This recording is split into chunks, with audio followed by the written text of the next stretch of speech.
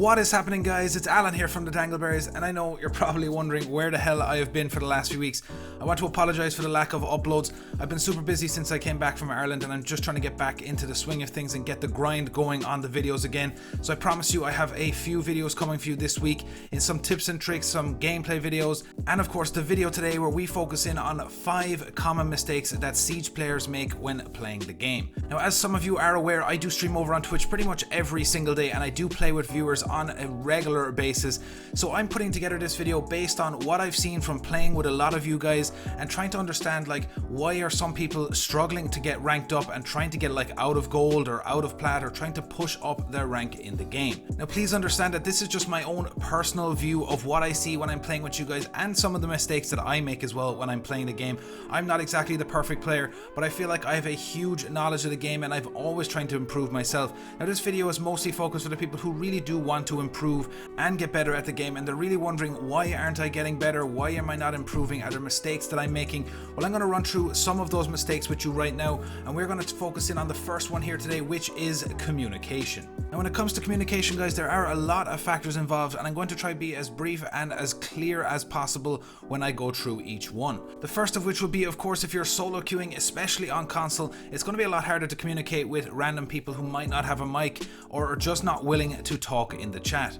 Now, of course, when you're playing with a squad, this will become a lot easier, and you should not have any issue providing communication for your teammates. Now, the first very simple one, guys, is basically if you get killed in the game, try not to get frustrated, angry, start shouting, saying, why didn't I shoot him in the face? How did I not kill him? Try and communicate to your teammates as to the location of the enemy so they can potentially get that refrag. If you say nothing and sit there in frustration, you will most likely get your teammates killed as well, and then you have a very slim chance of winning that round. Now, what a lot of people do as well is once they die in the game, they sit back, they don't pay attention to anything, they don't jump on cameras, and they don't provide any information to their teammates. They just sit watching and spectating one of your friends, not paying attention to what's going on around the rest of the map where you could be providing vital information to your teammates. I'm going to show you an example here of what happens when you do provide the correct communication and how it can change around so quickly with one key decisive call out to your teammate. Jaeger's gonna jump out on me if anyone goes to the window. Kivas, if you go to the window behind you. He's probably gonna run out on me. Yep. Good shit, Kivas. Well played, bro.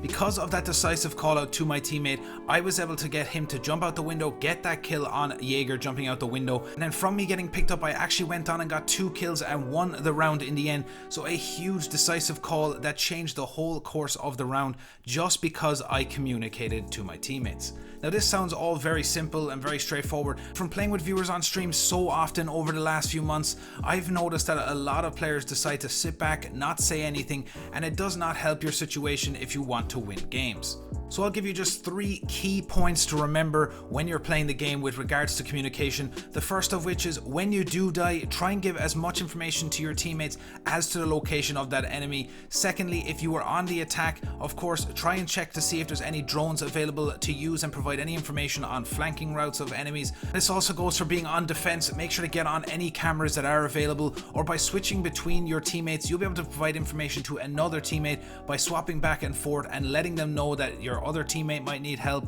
or that they need you to get back to the site. So this brings me to my final point, and it is the most simplest one that I already mentioned. You must try and stay calm if you do get killed, and immediately try to give out that information. Otherwise, you're going to leave yourself and your teammates a little bit at a disadvantage. By not giving that information, that enemy will be able to push on and get more kills in the round. Now, the second common mistake that I see a lot of players make, and this kind of ties in with the first one of communication, is callouts. Now, callouts are such a huge part of the game, and that's what makes Siege all being about a team-based game, is that you are able to give an accurate callout and not some mumbled, messy kind of, oh, he's over there in that room to your right. You'll be able to give a decisive callout knowing what that room is, what's the name of it, and that will give your teammate a better idea of where the enemy is located. So it's pretty straightforward what you got to do here, guys. You need to get into the maps and learn the individual rooms of each floor, learning them through color coding or even just by their exact names, and it will really help improve your game moving forward. I will also make sure to include some links down in the description to some videos helping you learn some of those callouts on the different maps. The next thing we're going to take a look at today, guys, is droning. Now, drones are a huge part of playing Siege, and a lot of people don't utilize them correctly, and I feel like it is becoming more and more of an issue for a lot of people where they either drive their drone straight into the site at the beginning of a round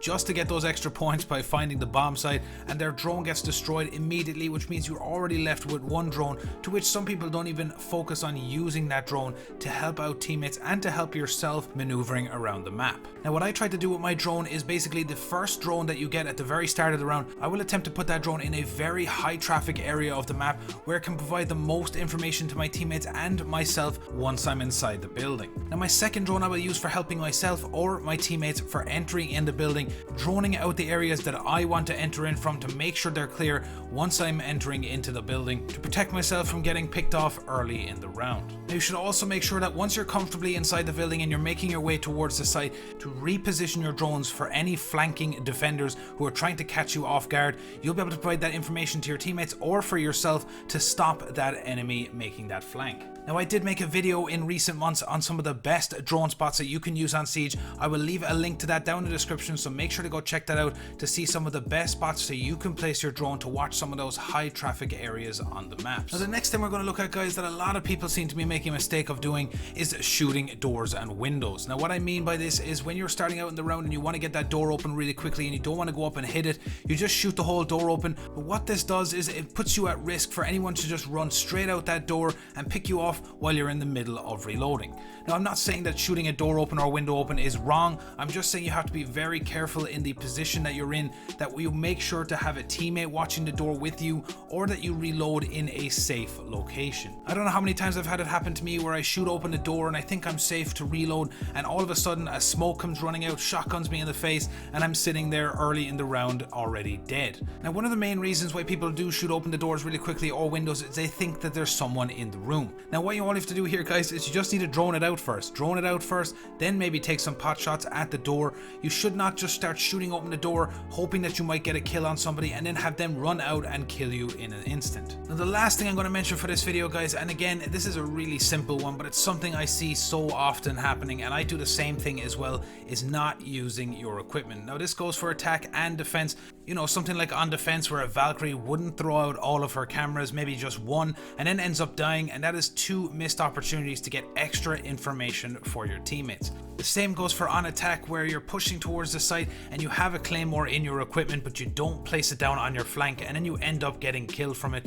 There's so many times that has happened to me, and I'm trying to learn to make sure that I place my claymores and I use my equipment to my advantage. Now, the biggest one that I get frustrated by is reinforcing the sites. A lot of people immediately leave the site, especially the roamers, and they don't reinforce some of the key walls to protect the objective, and as a result it puts you under extreme pressure to hold the site and win the round. So remember to try keep some of this in mind when you're playing the game, to reinforce sites, use your equipment. It is there for you, otherwise it's just a waste of time, and I guarantee you it will help improve your game on Siege. So just before I let you go, guys, if you want to see a more detailed approach to some of the things I mentioned in this video, let me know down in the comment section and I will make sure to put that together for you. Now, do make sure to drop me a follow over on Twitch, guys. As I said, I stream pretty much every day and I do play with viewers on a regular basis, so the link is down in the description for that one as well. Now, if you have any tips or tricks that you want to have featured in my videos, make sure to join up on my Discord and post it in there and I'll be sure to check it out for you. Now, if you're new to the channel, make sure to hit that subscribe button and the notification bell so you know when we upload our next video. And as always, yeah.